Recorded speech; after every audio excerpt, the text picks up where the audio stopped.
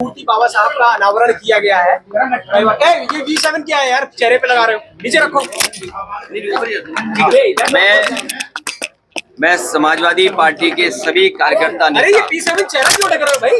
और इटावा के सांसद जी के साथ साथ सभी साथियों को धन्यवाद और आभार प्रकट करता हूं। मैं इधर समाजवादी पार्टी ने कार्यक्रम जो तय किया था 14 तारीख तक बाबा साहब भीमराव अंबेडकर जी के बारे में और बाबा साहब भीमराव अंबेडकर जी का जो जीवन का संघर्ष और किस तरीके से आज जो राजनीतिक परिस्थितियां बनी है, जिसमें भारतीय जनता पार्टी एक एक कर करके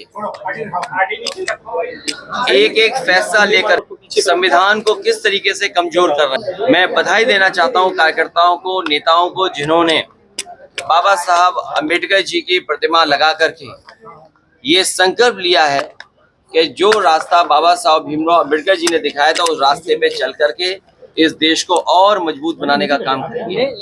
बाबा साहेब भीमराव अंबेडकर जी का दिया हुआ संविधान हम सब गरीबों के लिए, खासकर जो बहुजन समाज के लोग हैं, पीड़ित, शोषित, वंचित लोग, उनके लिए समय समय पर ये कवच बनकर के काम करता है। बाबा साहब भीमराव अंबेडकर जी का दिया हुआ संविधान हमारे लिए, सबके लिए एक रास्ता दिखाता है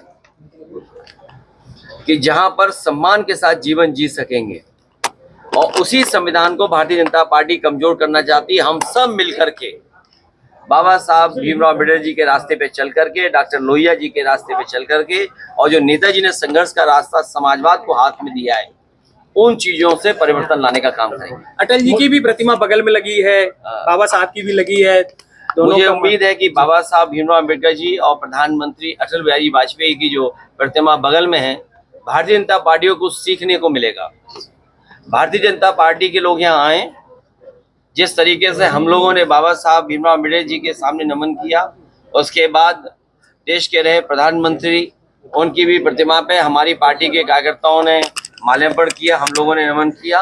ये भारतीय जनता पार्टी के लिए सीख है कि संविधान सबके लिए बराबर है, और जितना भारतीय जनता पार्टी के लोग बाबा साहब के शरण में चले जाएंगे, उतना ही देश और मजबूत दिखाई देगा। जोड़ो अभियान शुरू कर रही है बीजेपी, 14 तारीख से दलित जोड़ो अभियान शुरू कर रही है गाँव-गाँव। छुआछूत, दूरी रखना, उनका छुआ खाना ना खाना, और बाबा साहब भीमराव अम्बेडकर जी के बारे में तो पढ़ा होगा कि किस तरीके से पीने के पानी को लेकर के उन्हें संघर्ष करना पड़ा। जो तालाब था वहां भी पानी पी नहीं सकते थे, पानी के लिए कितना इंतजार करना पड़ता था। अपनी क्लास, अपने कॉलेज या समाज में उन्होंने कितना भेदभाव देखा।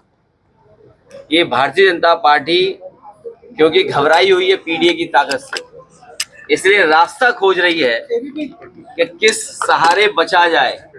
इसीलिए जानबूझ करके समाजवादियों का जब कार्यक्रम संपन्न हो गया है, उसके बाद वो कार्यक्रम कर रहे हैं।